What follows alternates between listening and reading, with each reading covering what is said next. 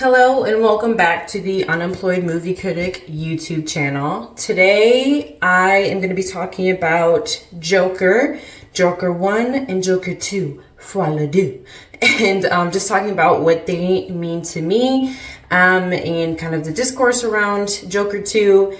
Don't worry, the whole video won't be like this. I do film with microphone, but for some reason the first clip of me talking is silent. Like, I don't know what happened to it.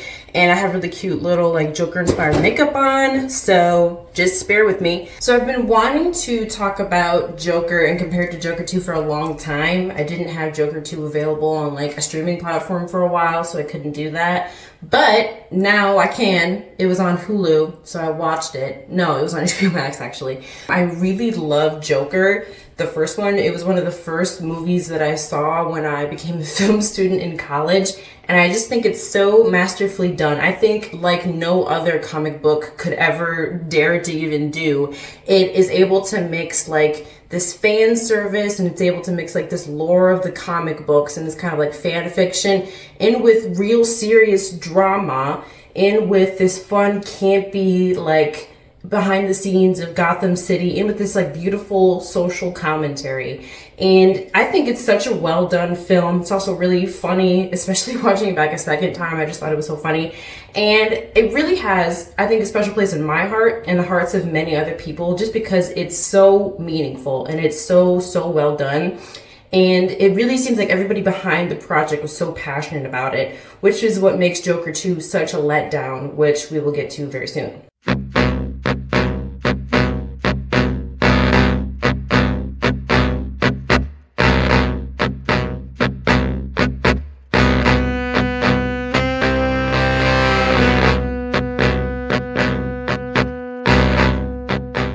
So I do want to give a brief summary of both films before I kind of discuss more about the criticism that I have for both films, etc., etc. So let's just start off with Joker 1. So brief summary, spoilers for Joker 1, of course. So Joker 1 starts off with our main character, Joker, who is also Arthur Fleck. And he is a clown. He's like a clown for hire. So he lives in Gotham City, which takes the place of New York City in the 70s in this Gotham Batman take on the story. So he's kind of a loner, loser. He's probably like 40 something. He still lives with his mom. People at work do not really like him very much. And even the people on the streets don't like him. He is mugged very early on in the story by just some random little hooligans who are messing with them. They take his sign. So one coworker at work, it seems like he's kind of looking out for Arthur. And he's like, hey, Arthur, you know what? I'm just going to give you this gun. So if you need to protect yourself, now you have a gun. And Arthur's like, gee, man, thanks.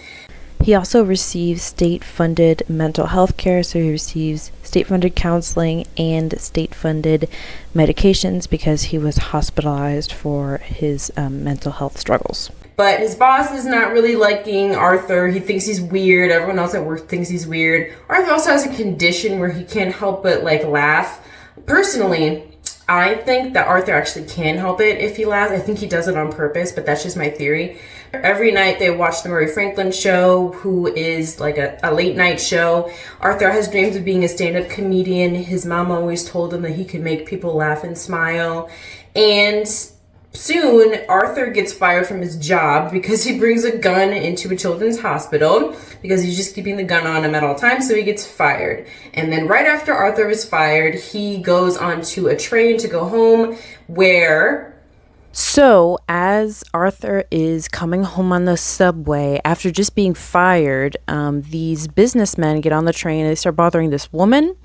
And then he starts doing his nervous laugh because he can't help it. And then the businessmen start harassing him.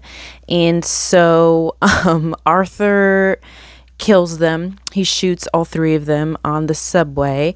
And he doesn't get caught for like a while. They turn out to be Wayne employees. They're, I guess, you know, Wayne has some kind of company. So they all work for Wayne. Thomas Wayne gets on TV and he's like, you know what? It makes sense that this guy dressed as a clown killed my workers because everybody who's poor is a clown, basically. And so now there's this big class division thing in Gotham where people, kind of like Luigi Mangione, they see this shooter killer clown guy is like a class hero. Meanwhile, on the Murray Franklin show, so he gets invited to go on the Murray Franklin show because there's a clip of him doing stand-up really poorly. And so they're just making fun of him on the stand-up. So, at this point, every situation brings him further and further into a bad mental state. His mom is hospitalized, decides to go to talk to Thomas Wayne. And he's like, Thomas Wayne, I am actually your son. So please give me money to help my mom. So, okay, I should explain that. His mom's been sending these letters to Thomas Wayne. He decides to look at one of the letters, and in the letter, it says that me and your son need your help. So Arthur is Thomas's son. So then Arthur goes to this benefit that Thomas Wayne is putting on. And he's like, I'm your son. And Thomas is like, no, your mom is crazy. You're adopted. That's not even your mom. While his mom's in the hospital. And so Arthur goes to the, what is it called? Arkham Asylum. And he gets her records and he finds out that it's true. His mom abused him as a little boy and he was adopted and she's just crazy. So he goes to the hospital, kills his mom. Then he goes on the Murray Franklin show. Before he goes on, he kills this former coworker that comes to talk to him because the cops are talking to him because they think that Arthur is involved with the subway killings, which he is. And then goes on Murray Franklin, as I'm sure you've seen the iconic meme. Get what you fucking deserve! And then Arthur just kills Murray Franklin live on TV. So, I'll go into my dissection of the movie, but before I go into talking about Joker 2, Folie, Deux, I think I'm saying that right. I just want to say, the ending of Joker 1 and the whole movie was so perfect because it references Taxi Driver and King of Comedy. I feel like, especially to me in my brain, it especially references Taxi Driver, especially because Murray Franklin was played by Robert De Niro. So it just makes sense that there's supposed to be parallels. And, the director and Joaquin Phoenix have talked about all these references they're putting into the films. And, Arthur starts to lose his grip on reality because he's fired from his job. He's very low income. He doesn't have any more social support to get the medication that he needs, to get the counseling that he needs. And further, the state gave his mom custody of him after she abused him. So the state failed him. All of these things socially, especially at the higher government level, have really failed him. And him, though not consciously, he didn't do it for any political reason. He was just mad at the people on the subway. He becomes this class hero. That's the point of the films, classism and how society can mold a person into an evil person. And then in the second movie, that's just not there at all. It was so disappointing. And I know people are ragging on the movie, and I'm not just bandwagoning. It's just a very disappointing film when you think about it in that perspective. Also, just narratively, I think it was kind of stupid, and a lot of things happened that didn't need to happen. So I'm going to go over what happens in Joker 2, and you tell me if this makes sense to you, because it doesn't make any sense to me. So Arthur, we open on Arthur. He's in jail. He got arrested for killing Murray Franklin and also the people on the subway, and also the guy that came to his house. So he's in jail. He's awaiting trial for the Murray Franklin murder, and his lawyer's trying to get him an insanity plea. So she tells Arthur early in the film, tell the therapist that you hear voices in your head and you have split personality disorder. And the film plays a little bit with is Joker this separate personality that lives inside of Arthur's head? They refer to him as a shadow kind of throughout the film in kind of more subtle ways. Joker, Arthur's good behavior. He's really mellow and chill now and is solemn in jail, and he's allowed to go to this music group. He's kind of a celebrity in jail, where he meets Lady Gaga, who is Harley Quinn. So he meets Harley Quinn, who's in the psych ward, and she's obsessed with him because I guess they made a TV movie about Joker, and she just thinks he's awesome. And so of course he becomes obsessed with her too. This is where narratively I'm just this is dumb. This doesn't even make any logical sense. So, okay, Harley Quinn is obsessed with him. She sets the building on fire one night so that she can try to sneak out with him. And they try to climb the fence, but then they get caught. So Arthur gets in a little bit of trouble. And then she comes to see him the next day and is like, Arthur, my parents are pulling me out of here because they think you're a bad influence on me. So I have I have to go somewhere else now. So good luck on your trial. I'm rooting for you and we're in love. Also, they're singing throughout the movie. Meanwhile, throughout the whole film, by the way, because this will come back later, there's this little scrawny guy in the corner who's always just like looking at Joker in jail. I mean, like, what else can I even say next? Like, the middle is just a bunch of nothing. Arthur does a TV interview where he seems a little bit crazy. They're trying to soften his image. He's starting to get more cavalier as Lady Gaga like emboldens him to, you know, be a crazy guy. He starts acting up a little bit more. His lawyer's like, you're being played by Lady Gaga. She's like causing a scene in the media. And she's like, you're being played by Harley Quinn. She's not actually crazy. She actually has a master's degree in psychology. Her parents are rich. She just made up the story because she wants to get close to you. And he asks her, and she's like, yes, I did make up the story to get close to you because I'm obsessed with you. And also I'm pregnant with your baby. And we're in love, and you're going to get out of here, and we're going to do crazy stuff. And he's like, heck yes.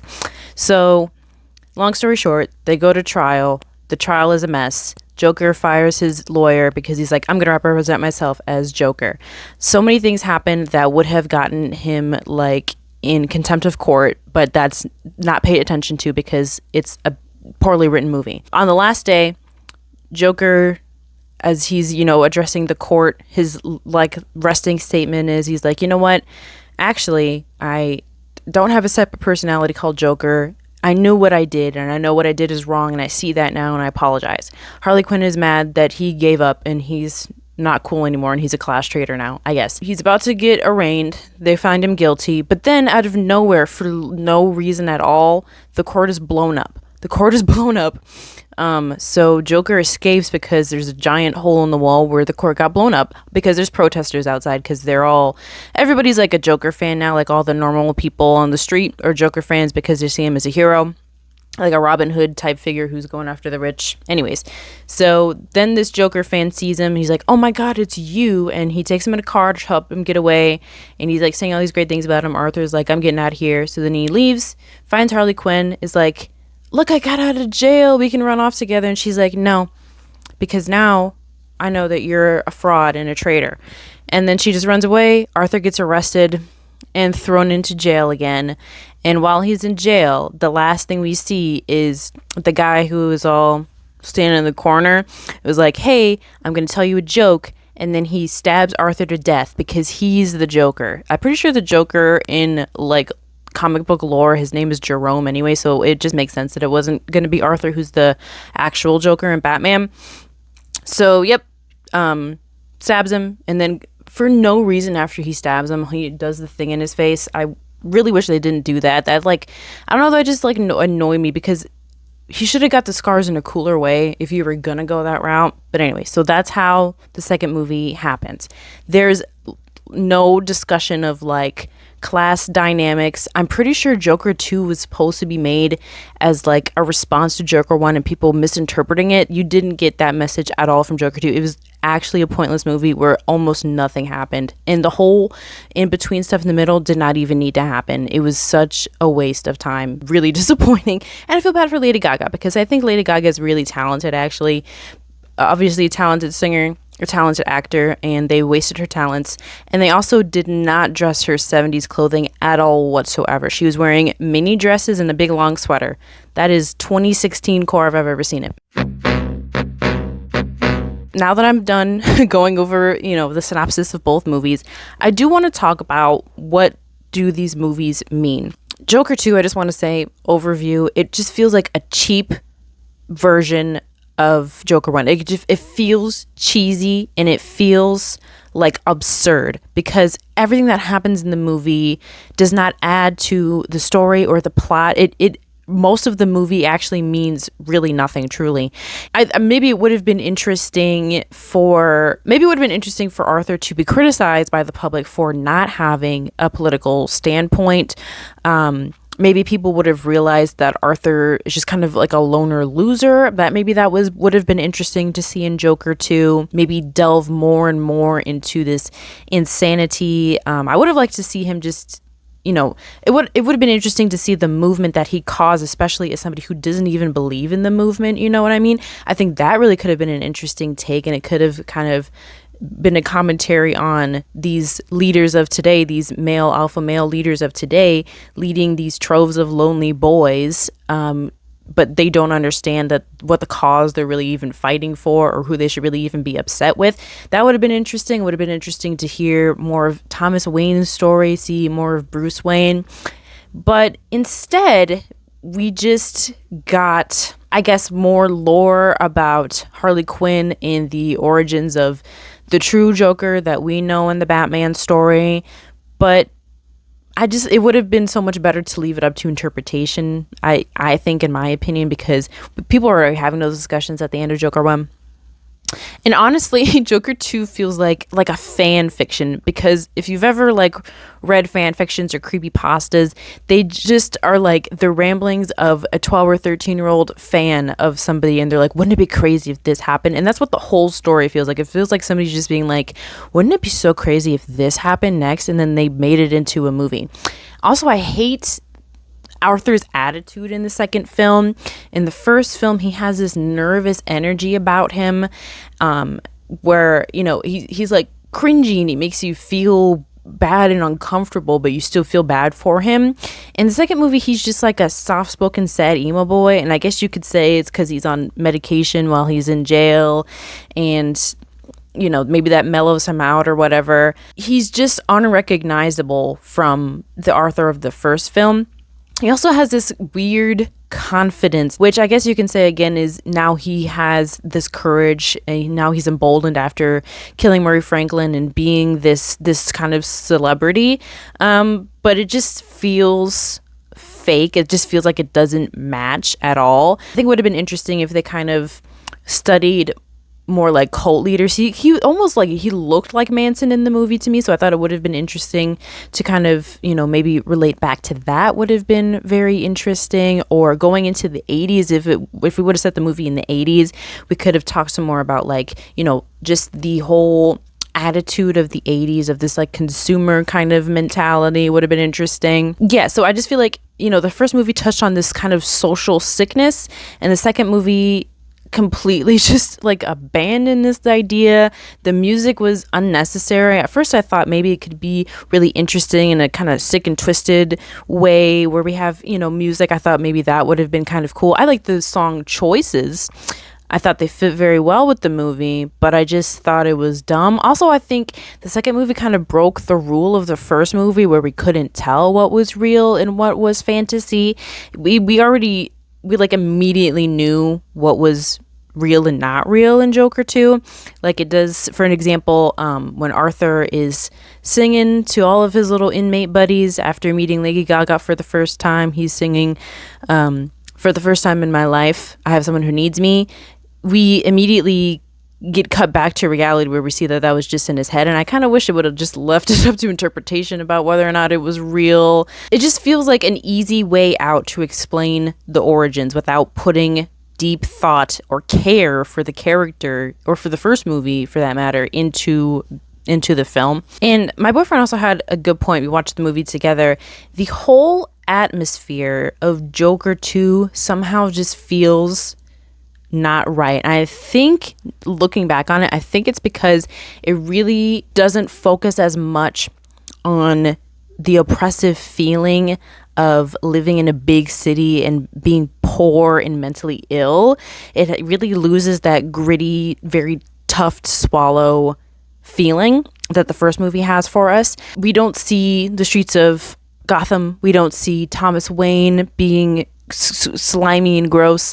We don't see any of that stuff. We just see Arthur in jail and Arthur in a courtroom, and I just don't think that message reads. It doesn't have the same feeling at all to it. The set decoration, even down to the costumes and makeup, Harley Quinn's costumes especially, all just felt like a very sad attempt to make it feel like Joker in the 70s. It really did not feel like an authentic approach grounded in realism. I think Joker 1 was so successful because even though Arthur is crazy and he does evil things, we can relate to him and we understand why he feels that way. And you know, he is, like I said, we can compare him to a figure like Luigi Mangione. Even though Arthur, as I will get to a little bit more, never planned to do anything political. That was never his idea. So he is a lot like Travis in Taxi Driver to me. So if you've never seen Taxi Driver, one of the big things you learn about Taxi Driver in film history in the new wave era of film, 60s and 70s, which is my favorite era of film, is that it very much reflects the paranoia and the just despair and distress that Americans were feeling in the 70s. So in Taxi Driver, Travis, he's a loner. He's what we would call an incel today. Got no friends. He lives alone in an apartment. He becomes obsessed with this woman who he thinks is an angel and beautiful and perfect. He begins to have like weird ideas about women. I know I can say that in a better way. I just can't think of the words right now. And something that's talked about a lot is that he develops like a Madonna whore complex where either women are evil scum of the earth whores or they are angelic, beautiful women to be protected and worshipped. And he is going to be the guy to save them. So you know, we see him become racist as he's driving around. He hates the people that he picks up in the taxi. He disdains everybody. He writes in his journal that he wishes that there would be a big flood to just clean out the streets of New York. New York in the 70s was a really dirty, grimy place. Times Square, if you didn't know, used to be just like a hub for porn. It used to not be commercialized at all.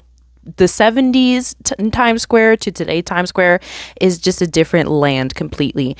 So you could go into like a theater and just see people like having sex live on stage in the 70s. You can go to peep shows. You could like do one of those things where you watch people get naked behind a big plastic screen and you jack off and stuff. It was a crazy landscape. And that's the landscape that our Travis Taxi Driver finds himself living in. It was really crazy. And the other interesting thing about Taxi Driver is you can't tell if he is imagining these scenarios where he becomes a hero or if he actually does do these crazy things. And that's what makes it kind of interesting when you think about it in that angle, that he's a loser who is so much of a loser that he couldn't even do the things that he wants to do so badly, and he is just losing his grip on reality.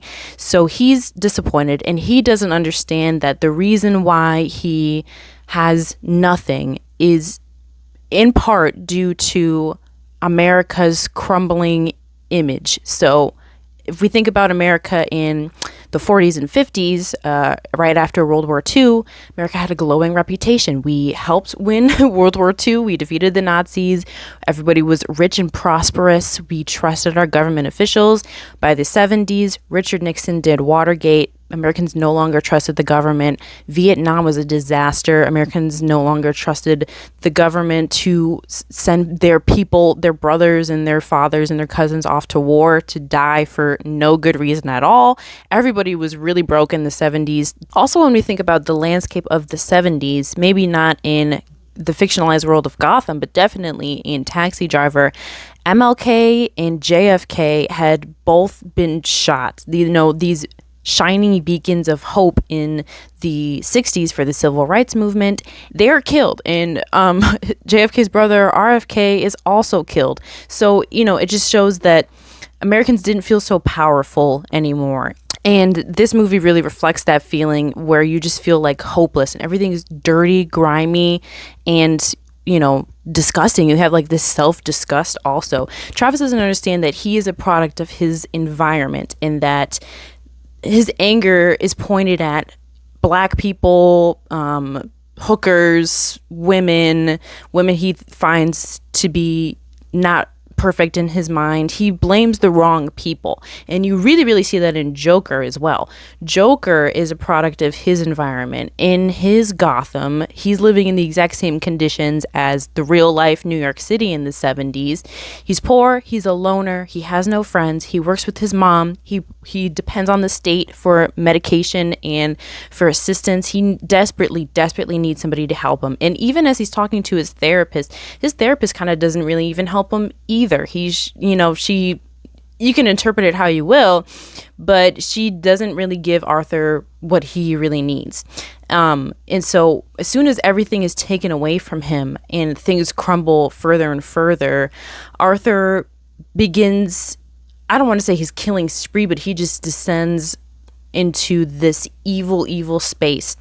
And he doesn't understand that the reason why his life sucks so bad, in part, is because the state failed him. The state did not take him away from his mom. If he was taken away from his mom, his mental health could have improved. He could have been more socialized and maybe even had a partner and had friends, had a more stable job. He is just broke and has nothing. And so it kind of is a cautionary tale of this is what happens when we take away help from people who need the most help because they're poor. When we don't help the poor people, what do you think is really going to happen in return? Number one. But number two, it's an examination of an incel doesn't understand that he is blaming the wrong people for his misery. He should be blaming Thomas Wayne and the government, but he's not blaming those people. He even says on Murray Franklin, I'm not trying to start any kind of movement. I just did what I did because I wanted to do what I do. See, after he does kill the people on the subway, he does, his Joker dance. And he's really he finally has this sense of power. And the gun is kind of like an extension of himself to really have this power. And I find that really interesting. So the dancing I do want to talk about, actually. We see when Arthur first gets the gun and he's playing with it in his mom's house, he does the same dancing thing. He's having fun. He's joking around. It's exactly reminiscent of Taxi Driver to me when Travis says, "You talking to me?" when he gets his gun and he gets all, cavalier about it. I think this is Arthur's same way of doing that. And it just makes him feel more powerful because he knows that a gun has the power to take somebody's life away. And finally, for the first time, he doesn't feel like such a twerp jerk that people are going to pick on. And when he first shoots the gun is when he realizes, it makes him snap out of it. But we see him do the same dance after he kills people on the subway. He doesn't have remorse for it at all. He feels great because finally he has this opportunity to show his power. And he actually has power for the very first time in his life, I would say. I want to say I really love how Joker feels like it's part of the Batman world. In my opinion, without being cheesy, it nods to these events that we know happens in Batman. But I will compare it to Wicked, where when I watched Wicked, it was stupid. It makes you laugh how they reference back to the Wicked the play and the Wizard of Oz, because there's a scene where Elphaba in the movie, she sees Furio and she's mad at him and she says, "Oh yeah, get stuffed," because he turns into the Scarecrow. You know what I'm saying? They do those very on the nose things, and I don't really think Joker does that. So it definitely feels like it belongs, and it definitely feels like it's related to Robert Pattinson's Batman in a way, where it feels like it belongs in the same world. It feels like a very real, grounded story, though, rather than a very comic booky, goofy Marvel story.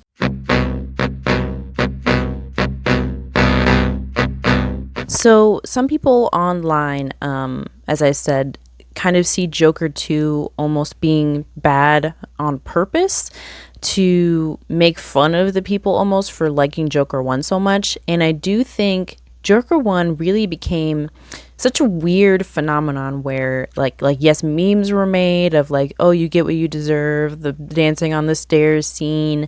So I guess I can understand how, if we take the perspective that the director Todd Phillips was just annoyed that people the wrong kind of people like Joker 1 too much, that he would just make Joker 2 bomb, poo-poo, fail. But I don't think that does anything for either film. So I don't really know if I believe that necessarily. And I will say, I think Joker 2 being a response to Joker 1, but I think the fact that people misinterpret Joker 1 is not the fault of the movie or the responsibility of the director, honestly. I think if you are too dumb to understand or too incel-y to understand Joker 1, then that's just your cross to bear, I guess. I don't know. Maybe the movie is not really for you in that case. Because Joker 1, it has so many different layers of meaning. I interpret it as an incel warning story about what happens when disgruntled men find themselves in economic despair. terrible things happen and they become evil, evil people. That's how I interpret the story.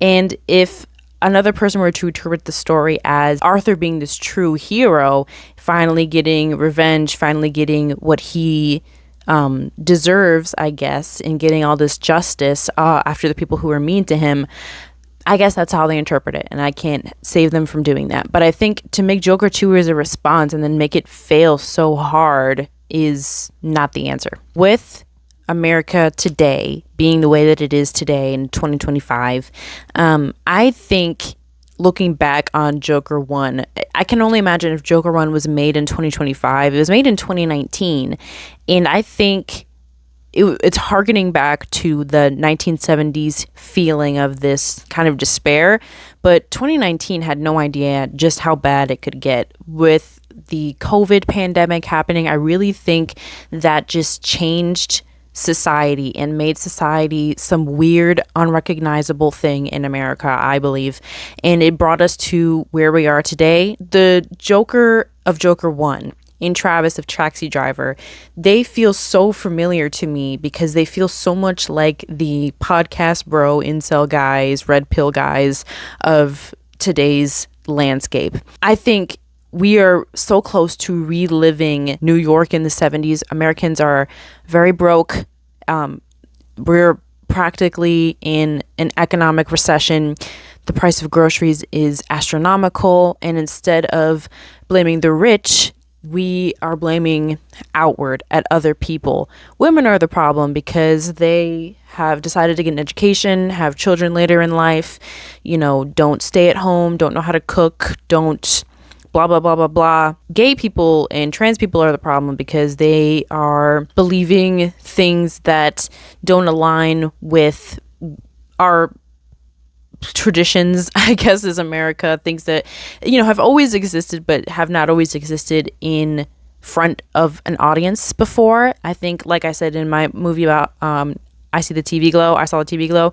For the first time, we are seeing gay and trans issues and gay and trans media. And so that's making people think that it's all over the place and that it's taking over traditional media, perhaps. And there's a terrible stereotype of like, they're taking the place of women, and men might feel threatened by that who don't have romantic partners or whatever. Or, it's immigrants' problem for taking our jobs and causing violence. And, kind of reminds me of the quote that Arthur says to this counselor at the beginning of the movie. He says, "Oh, it's really getting crazy out there." And that really stuck with me because, if he thinks it's crazy out there, what if he saw 2025 America? It's really crazy out there, in my opinion. I feel like this is the craziest environment socially I've ever experienced, and it really feels so foreign and very, very unrecognizable to me. I feel like 2019 was touching on that, but they didn't quite know just what it could be, which is also why Joker 2 is disappointing, because it's closer. It understands how close we are to that happening. So, whether you think Joker 1 is an edgy edgelord's fantasy that's misinterpreted, whether or not you like Joker 1 or Joker 2 for that matter, I think it really gets me thinking about what's going on today and this like loss of authenticity, I guess, at a time where we need it the most. It's a symptom of this strange place that we find ourselves in today. And I think the director's, Todd Phillips' reaction to Joker 1, if it was to make Joker 2, I think that's just sad and disappointing. And I think, you lost the idea of what it means to be a filmmaker. Also, I just wanted to comment. It was crazy seeing Joaquin Phoenix. Joaquin Phoenix is such a good actor, I'm coming to realize. He plays so many diverse roles, and he's so good in all. Like, I hate to be a glazer. Joaquin Phoenix really knows what he's doing. I had just seen Beau is Afraid. His change from Beau is Afraid into Joker is just like absurd. Like, he's barely recognizable as Joaquin Phoenix. And you know, he loses so much weight for Joker 1 and for Joker 2. I really noticed in Joker 2, like, he just looks so hollow. And I think it's because I just watched Beau is Afraid before that, where he's just looking pretty normal, looking like, you know, maybe or more of a husky fellow. Nothing wrong with that. We love a husky fellow where I come from. And it was just astonishing to see just how different he could look in each role, and how you know, I complain about the movie, but the acting wasn't the problem. He was terrific as is Arthur Fleck, and you really felt like he was him. And I just wonder what goes on in his mind to be able to be such an amazing actor.